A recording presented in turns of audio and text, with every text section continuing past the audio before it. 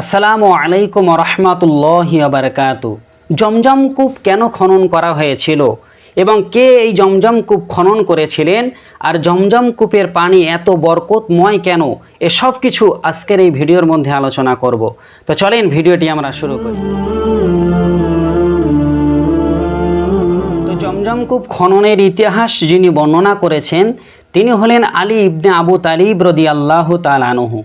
তিনি বলেন, Abdul Muttalib নিজের গৃহের মধ্যে তিনি যখন ঘুমরত অবস্থায় ছিলেন, ঘুমের মধ্যে ছিলেন, একদিন দেখলেন একজন ব্যক্তি এসে তানাকে বলছেন যে আপনি তিবা খনন করুন।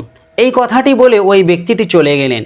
পরদিন আব্দুল মুত্তালিব নিজের সেই হুজরার মধ্যে যখন আবার ঘুমালেন, তখন ওই ব্যক্তিটি এসে বললেন আপনি মাদনুনা খনন করুন। এই কথাটা বলেও দ্বিতীয় দিন ওই ব্যক্তিটি চলে গেলেন। এরপর তৃতীয় দিন ওই ব্যক্তিটি আবারও আসলেন আর আব্দুল মুত্তালিবকে লক্ষ্য করে বলেন আপনি বাররাহ খনন করুন। তো আব্দুল মুত্তালিব জিজ্ঞাসা করলেন এই বাররাহ কি?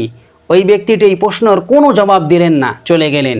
চতুর্থ দিন ওই ঘুমের মধ্যে ওই ব্যক্তিটি একই স্বপ্ন নিয়ে আবার হাজির হলেন আর আব্দুল মুত্তালিবকে লক্ষ্য করে বললেন আপনি জমজম কূপ খনন করুন। আব্দুল মুত্তালিব এবারও জিজ্ঞাসা করলেন এই জমজম কূপ কি?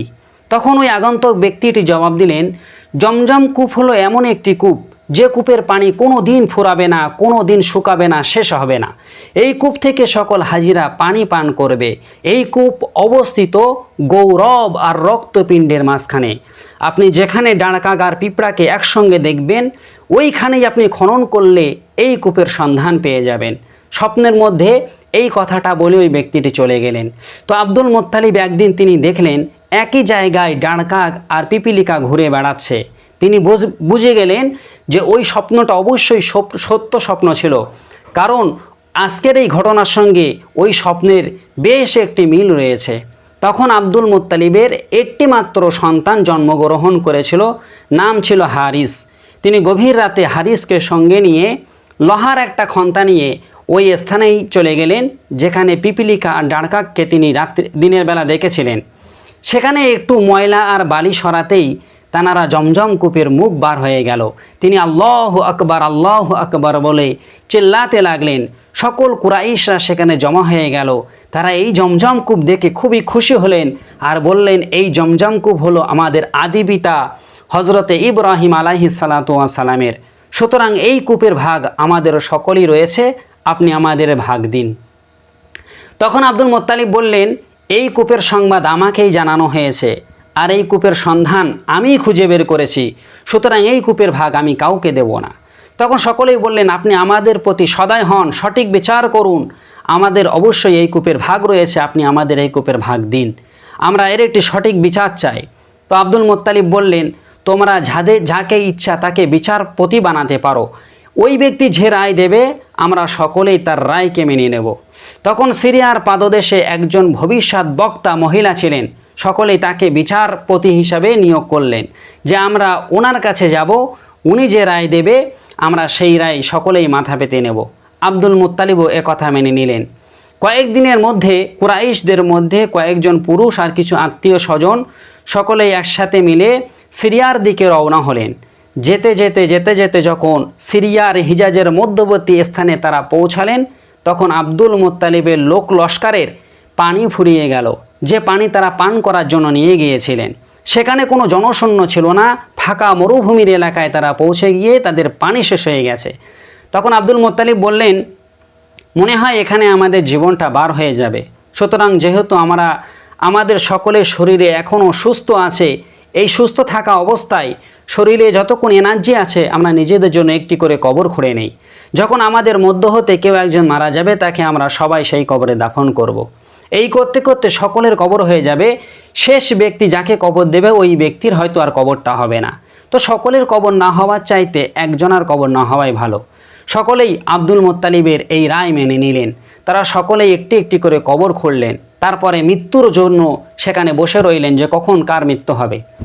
এমন সময় আব্দুল মুত্তালিব বলে উঠলেন যদি আজকে আমরা এভাবেই এখানে ইন্তেকাল করি, মৃত্যুবরণ করি, তাহলে আমাদের কওমের লোকেরা বলবে আমরা এতটাই অলস ছিলাম যে পানির তালাশ পর্যন্ত আমরা করিনি, পানি একটু খুঁজে দেখিনি, হয়তো পানি কোনো জায়গায় তো আমরা পেতেও পারি। সকলেই বললেন ঠিক আছে তাহলে আমরা একটু খুঁজে দেখি কোনো জায়গায় পানির সন্ধান মেলে কি না। তো আব্দুল মুত্তালিবের এই রায় মেনে নিয়ে সকলেই নিজের ঘোড়ার পিঠে আবার চড়ে বসলেন।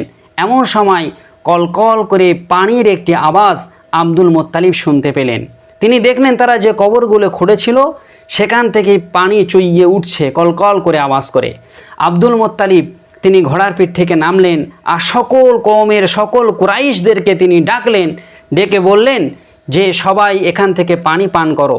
সকলেই সেখান থেকে পানি পান করলেন, তৃপ্তি ভরে সকলেই সবার তৃষ্ণা মিটিয়ে নিলেন আর সকলের পেয়ালাগুলো ভরে নিলেন। এমন সময় কুরাইশদের বাকি লোকজন বলতে লাগলেন যে হ্যাঁ আব্দুল মুত্তালিব, যে আল্লাহ পাক রব্বুল আলামিন এই জনশূন্য এলাকায় আপনাকে পানি দান করেছেন, ওই আল্লাহ পাক রব্বুল আলামিন ওই জমজম কূপ আপনাকেই দান করেছেন। আমাদের নতুন করে কোনো বিচারের দরকার নেই, সিরিয়ায় যাওয়ার আমাদের কোনো দরকার নেই, কারণ এইরকম যেখানে আমাদের মৃত্যু নিশ্চিত ছিল সেরকম জনশূন্য এলাকায় মহান আল্লাহ পাক রব্বুল আলামিন আপনাকে যদি পানি দান করতে পারে, অবশ্যই এই জমজম কূপ আল্লাহ আপনাকেই দান করেছেন। আপনি এই জমজম কূপ থেকে সকল হাজি বান্দাদেরকে পানি দান করবেন। তো এই ছিল এই জমজম কূপ খননের ইতিহাস। আব্দুল মুত্তালিবই তিনি এই জমজম কূপের সন্ধান বার করেছিলেন, যে জমজম কূপ ইসমাইল আলাইহিস সালাতু ওয়াস সালামের জামানায় তানার সময়ে মহান আল্লাহ পাক রব্বুল আলামিন তৈরি করে দিয়েছিলেন।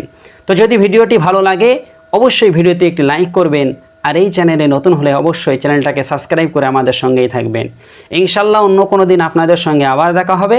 আসসালামু আলাইকুম ওয়া রাহমাতুল্লাহি ওয়া বারাকাতুহু।